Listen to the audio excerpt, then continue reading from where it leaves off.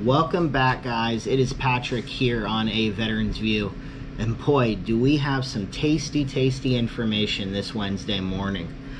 So, as I'm sure a lot of you know, we had the Georgia Senate runoff elections that were held yesterday, and by a narrow margin, both of the Democrat candidates, John Ossoff and Rafael Warnock, won their election. So in essence, what this does, for those of you who don't know, is it is now going to give, in the Senate at least, there will be a 50-50 split. So you'll have 50 Democrats, 50 Republicans in the Senate. And in turn, what that's going to mean is for President-elect Joe Biden and for Vice President-elect Kamala Harris, Vice President-elect Kamala Harris, she is going to actually be, in the event any kind of legislation results in a 50-50 tie, Kamala Harris is going to be the one who breaks the tie. That's the role of the Vice President in terms of the Senate. So, what exactly does that mean for us moving forward? Well, we know Joe Biden has already talked about an additional stimulus payment. Actually, while he was out campaigning for John Ossoff and Rafael Warnock, he said,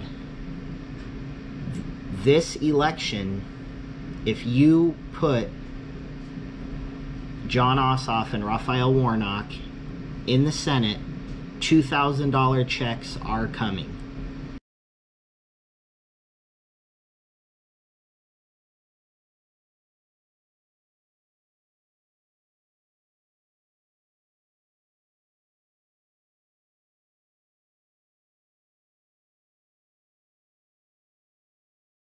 Those were his words.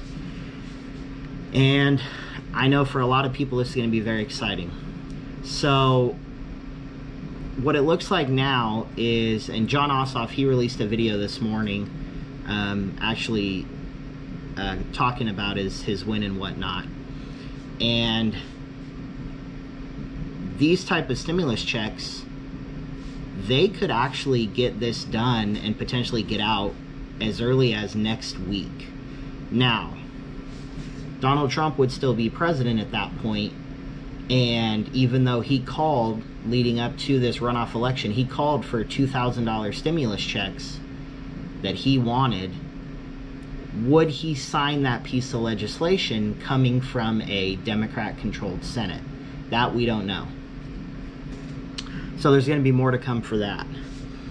In terms of some other implications that come with this, we've got Senator Kamala Harris, or I'm sorry, VP-elect Kamala Harris, back in August of 2020, she actually proposed a bill that would give everybody who has been affected by COVID financially, that would give them what's called a UBI, or a Universal Basic Income, of $2,000 per month.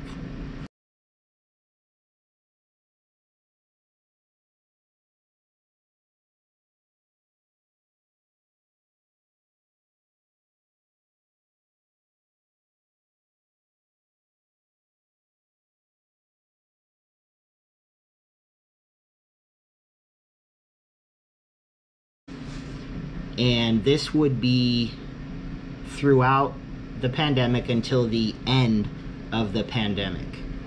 They didn't really specify as to whether this would be retroactive, but I do know that there's been a couple congressional leaders that have requested that if something like that was to pass, that it would be retroactive back to the start of the pandemic.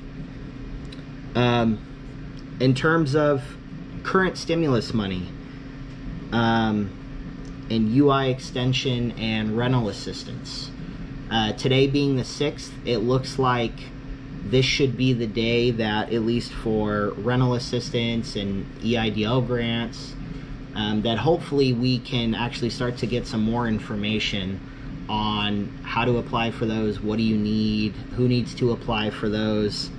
In terms of the unemployment extension that was passed in this last relief package, states are still working on implementing the guidance that was given to them by the Department of Labor.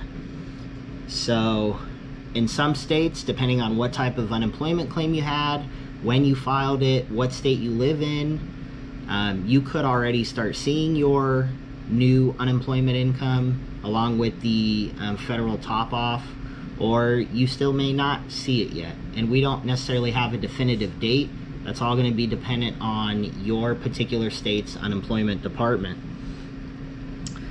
In terms of the stimulus check, though, some things to maybe think about.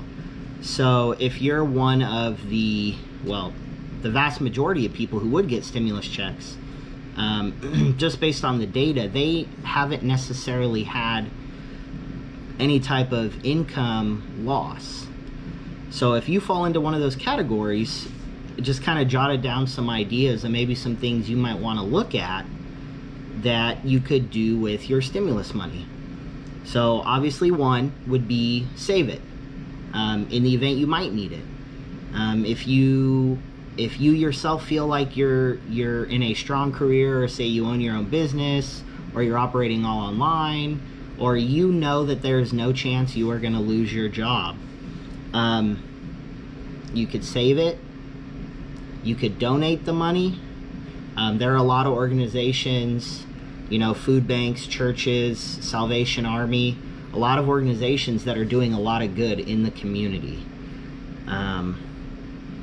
Even in a lot of the upscale and nicer communities, this is affecting people, across the board at a large or a vast array of income brackets. So some other things you could do, you could pay down debt.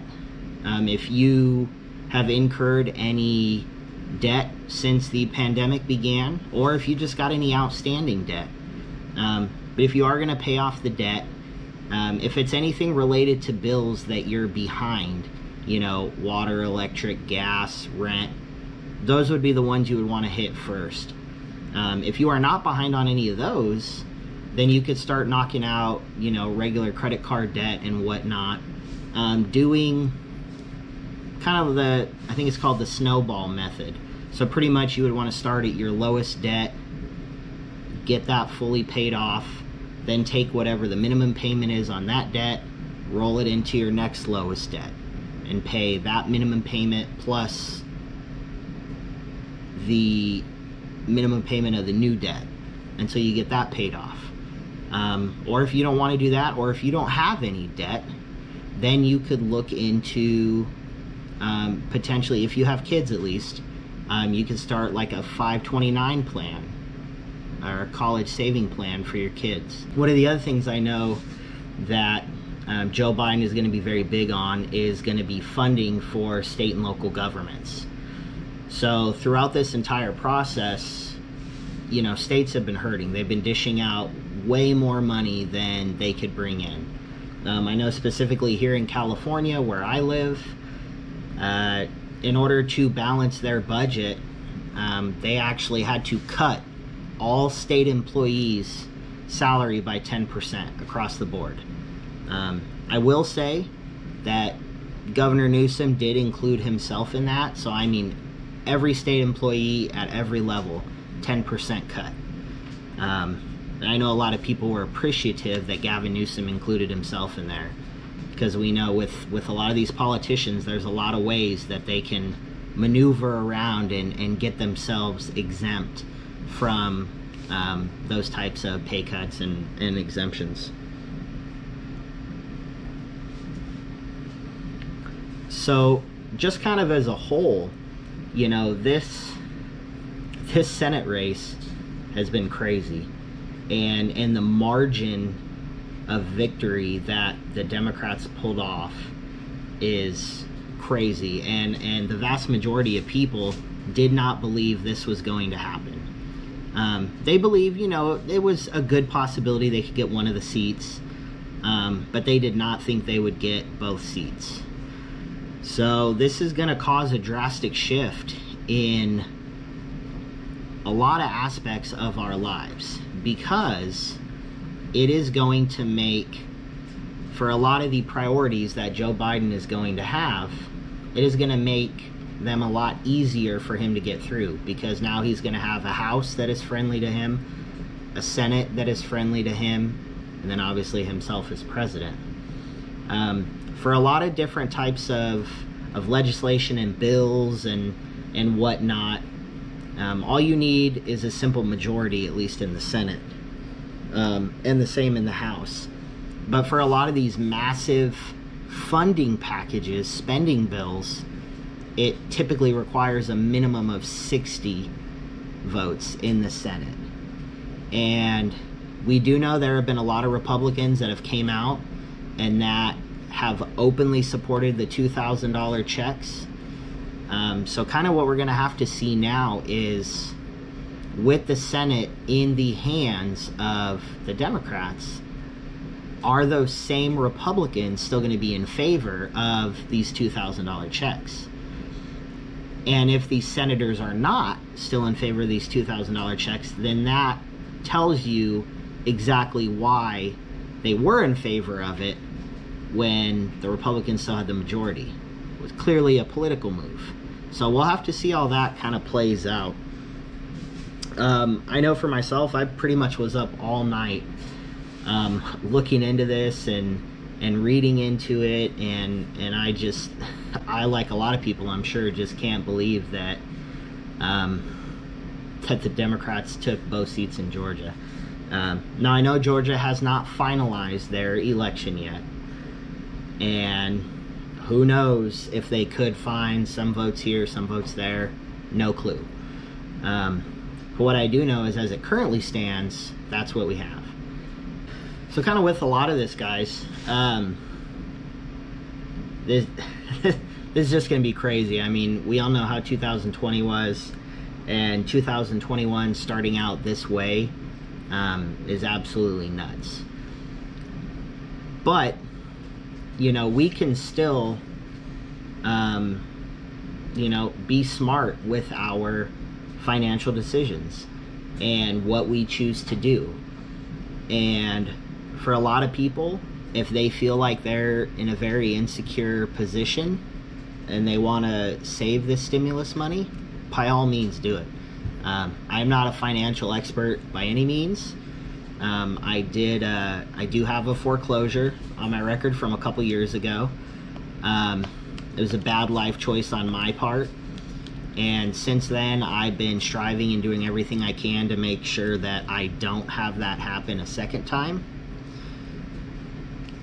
So, you know, I understand being behind on bills, on debt. You know, focus on those key things. You know, keeping a roof over your head is top priority. And if there's anything you can do to add some additional income into your household, anything you can sell, you know, on any of the different Facebook marketplaces, Craigslist, services you can offer. I know a guy in my community here, he was going around to people's houses. He had his little pressure washer, and he was asking them if they wanted their trash cans cleaned out. And we all know how our trash cans can get. And he was charging $5 per trash can. And I'm pretty sure every single house in my neighborhood, there's probably, I don't know, 100, 125 houses. This guy did. And when you think about his operating costs for doing that, he already owns the pressure washer. When he's going to each house, he's using their water from their house. Doesn't take very long to clean the trash cans. Cleaning windows, cleaning gutters, any of that kind of stuff can be very easy, quick, simple side hustles that you can get into to make some extra cash. So definitely take advantage of those. And as as we get more info, as we get more details about this next stimulus check and how it's going to pan out and what it's looking like they're going to include in the bill or not include in the bill, coupled with my other series that I'm doing where I'm just kind of going through my daily life and the positive changes that myself and my family are making. I'm also going to be putting out content related to the stimulus and exactly what things are going to look like moving forward from my perspective. I am not going to be taking any political side to this. I'm just going to be taking the information that I get, and I'm going to be giving it to you guys. And I will provide supporting documentation to show that this is what is said and this is what I am giving to you guys. With that, I hope you guys enjoy. Thank you for watching. If you like this content, please hit the like button, especially with my channel still growing. Every single like I get, every single comment I get, every single subscriber I get, this is going to boost my swath on YouTube in terms of how many people I can reach. And as that happens, we can grow this community better, start having these discussions, and hopefully have a good time. And with that, I'll talk to you guys later. Bye.